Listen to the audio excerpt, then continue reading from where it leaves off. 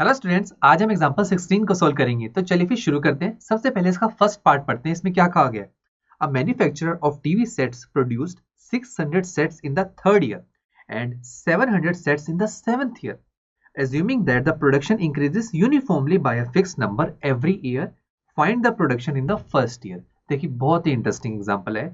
इसमें कहा गया एक मैन्युफैक्चरर टीवी सेट्स की मैन्युफैक्चरिंग करता है। वो उसने थर्ड ईयर में 600 टीवीज को प्रोड्यूस किया। देखिए, थर्ड ईयर में 600 टीवीज को प्रोड्यूस किया। A3 is equal to 600। उसके बाद ये कहा गया फिर उसने 700 सेट्स प्रोड्यूस किए टीवी के सेवंथ ईयर में, मतलब सेवंथ ईयर में उन्होंने 700 टीवी सेट्स को प्रोड्यूस किया। Assuming that production increases uniformly by a fixed number, इसका यह मतलब है दोस्तों कि जो प्रोडक्शन है थर्ड ईयर की, फोर्थ ईयर की, fifth, six, seventh up to so on, जो ये प्रोडक्शन है यूनिफॉर्मली इंक्रीज हो रही है। मतलब जो ये प्रोडक्शन है, ये जो लिस्ट ऑफ नंबर्स मेरे सामने आएंगे प्रोडक्शन की, ये एक एपी की फॉर्मेशन कर रहे होंगे। मतलब जब भी आपको ये कहा जाए ना कि जो प्रोडक्शन है या कोई नंबर्स हैं यूनिफॉर्मली इंक्रीज हो रहे हैं या यूनिफॉर्मली डिक्रीज हो रहे हैं, तो मतलब वो नंबर्स पक्का एपी की फॉर्मेशन कर रहे हैं। ठीक है, ये बात ध्यान रखना। अब हमें क्या करना है? Find the production in the first year. First year का क्या मतलब है? मुझे A1 निकालना है, फर्स्ट टर्म निकालनी है AP की, मतलब मुझे फाइंड करना है A। देखिए कितना सिंपल है। चलिए अब हमें A फाइंड करना है। कैसे फाइंड आउट करेंगे? सबसे पहले हमारे पास जो गिवन क्वांटिटीज हैं उसी की हेल्प लेंगे। तो देखिए A3 इज इक्वल टू 600 है। क्या मैं A3 को एक इक्वेशन की फॉर्म में लिख सकता हूँ? देखिए इसकी हेल्प से अगर मैं यहाँ पर n की वैल्यू को 3 पुट करूँ तो क्या हो जाएगा? A3 is equal to A plus 3 minus 1 into D. तो दोस्तों A3 की वैल्यू हमें गिवन है, that is 600 is equal to, ये हो जाएगा A प्लस 2D। इसे हम दोस्तों नाम दे देते हैं फर्स्ट इक्वेशन। चलिए अब आगे चलते हैं। अब देखिए ऐसे ही A7 को भी तो हम लिख सकते हैं ना। अगर हम n की वैल्यू को 7 पुट कर दें इस फॉर्मूला में, तो देखिए A7 is equal to A plus 7 minus 1 into D. Right friends, तो A7 की वैल्यू कितनी है? 700 इज इक्वल टू, ये हो जाएगा A प्लस 6D। इसे हम बोल देते हैं सेकेंड इक्वेशन। तो देखिए दोस्तों, यहाँ पर दो इक्वेशंस हमारे सामने बनी है और दोनों इक्वेशंस में से दो अननोन क्वांटिटीज हैं A और D। तो क्या किया जाए? देखिए हम क्या करते हैं, 2 में से फर्स्ट इक्वेशन को माइनस करते हैं या 1 में से सेकंड इक्वेशन को माइनस करते हैं। आप कुछ भी कीजिए। क्यों कर रहे हैं हम? बिकॉज अगर 1 में से 2 या 2 में से 1 करेंगे तो एक टर्म एलिमिनेट हो जाएगी। कौन सी टर्म है जो एलिमिनेट होगी? कौन सी टर्म है जो कैंसिल आउट होगी? देखिए दोनों इक्वेशंस में से जो A है वो कॉमन है, ये कैंसिल आउट हो जाएगा, सिर्फ D बचेगा और उस D की वैल्यू निकल आएगी।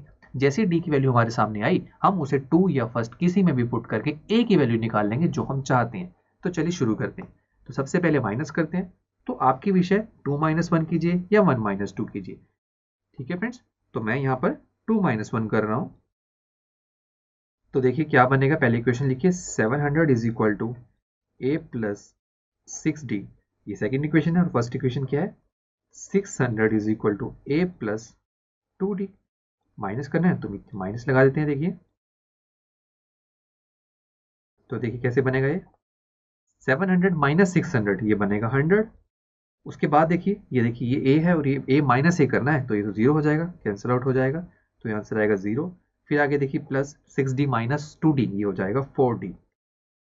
तो हमारे पास क्या इक्वेशन बनी? देखिए 4D इज इक्वल टू 100। तो D की वैल्यू क्या आई दोस्तों? यहाँ पर 100 अपॉन 4। तो इसे सोल्व करेंगे तो D की वैल्यू आपके पास आ जाएगी 25।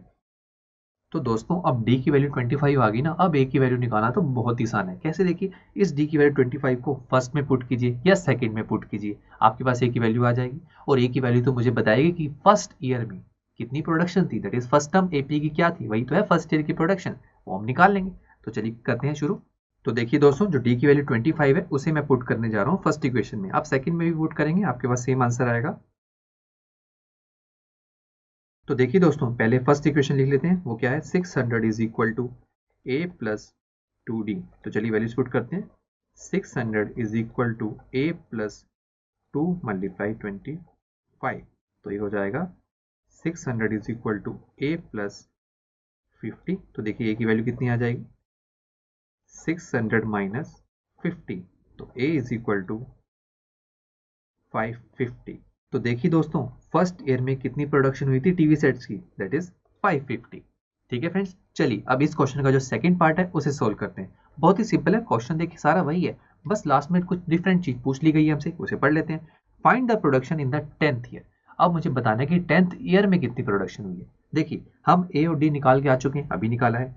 10th ईयर की प्रोडक्शन निकालनी है, बहुत ही सिंपल है। हमारे पास देखिए nth term of the AP, हमारे पास एक इक्वेशन है, हम निकाल सके एन की वैल्यू को 10 पुट करना जरा, हमारे पास A10 आ जाएगा, that is equal to A plus 10 minus 1 into D. तो वैल्यूज पुट कर देते हैं। A10 इज इक्वल टू ए की वैल्यू है 550, 10 माइनस 1 ही हो जाएगा 9, डी की वैल्यू देखिए कितनी है 25।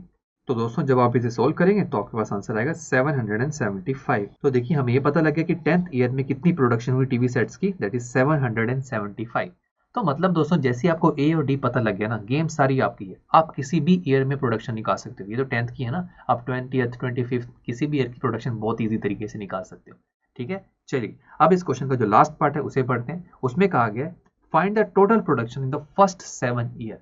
मतलब फर्स्ट ईयर से लेकर 7 ईयर तक बीच में जितनी प्रोडक्शन हुई उन सबका मुझे सम करके बताओ, टोटल बताओ कितना प्रोडक्शन हुआ। तो कैसे निकालेंगे, देखिए हमें ए और डी की वैल्यू हम अभी निकाल कर आए हैं, और एन की वैल्यू 7 क्यों रखी, बिकॉज 1 से लेकर 7 तक कितनी टर्म्स आएंगी हमारे पास, फर्स्ट ईयर की प्रोडक्शन, सेकंड ईयर की, थर्ड ईयर की, फोर्थ ईयर की, up to so on 7th year की प्रोडक्शन। तो कितनी टर्म्स आएंगी, 7 टर्म्स आएंगी, उन सबका मुझे सम करके बताना है कि टोटल प्रोडक्शन कितनी हुई। तो एन की वैल्यू 7 और S7 ही मुझे निकालना है। तो कौन सा फॉर्मूला यूज करेंगे देख लेते हैं। देखिए एस एन, देखिए हम ये दोनों फॉर्मुलास पढ़कर आए ना, तो पहला फॉर्मुला देखते हैं। S N is equal to, देखिए एस एन तो मुझे निकालना है, इज इक्वल टू एन की वैल्यू मुझे गिवन है, 2 इंटू ए की वैल्यू भी गिवन है, एन की वैल्यू गिवन है दैट इज 7, और डी की वैल्यू भी गिवन है दैट इज 25। तो हम फर्स्ट इक्वेशन बहुत आराम से यूज कर सकते हैं, और फर्स्ट इक्वेशन यूज हो रही है तो सेकंड पे जाने की जरूरत नहीं, फर्स्ट यूज कर लेते हैं डायरेक्ट। ठीक है, तो लिख लेते हैं पहले इस इक्वेशन को, that is S N is equal to N by 2a plus N minus 1 into D. तो देखिए वैल्यूज पुट करते हैं सारी, एन की वैल्यू है 7, तो S7 ये हमें निकालना है, 7/2, 2 इंटू ए की वैल्यू देखिए कितनी है 550, प्लस ये हो जाएगा 7 माइनस 1, डी की वैल्यू देखिए कितनी है 25। तो S7 इज इक्वल टू 7/2, ये हो जाएगा 1100 प्लस 6, 7 माइनस 1 ये 6 हो जाएगा, मल्टीप्लाई 25। देखिए आगे बढ़ते हैं, S7 is equal to 7/2, 1100 plus 150। उसके बाद दोस्तों जब आप इसे सॉल्व करेंगे ना तो आपके पास आंसर आएगा 4375। तो स्टूडेंट्स अब हमें ये पता चल गया ना कि फर्स्ट ईयर से लेकर 7th ईयर तक 4375 टीवीज की प्रोडक्शन हो चुकी है। ठीक है फ्रेंड्स, अब चलिए नेक्स्ट लेक्चर में हम एक्सरसाइज 5.3 का क्वेश्चन 1 सोल्व करेंगे। तो दोस्तों मिलते हैं नेक्स्ट लेक्चर में। आई एम श्योर स्टूडेंट्स आपको ये लेक्चर काफी पसंद आया होगा, और ऐसे ही मजेदार तरीके से अपने हर एक कॉन्सेप्ट क्लियर करने के लिए डाउनलोड कीजिए PU Stack ऐप को, जहां पर आपके पास और भी बहुत सारे ऑप्शंस होंगे, जैसे कि back exercise solutions, tip videos, sample papers and much more. So what are you waiting for? Download the app now.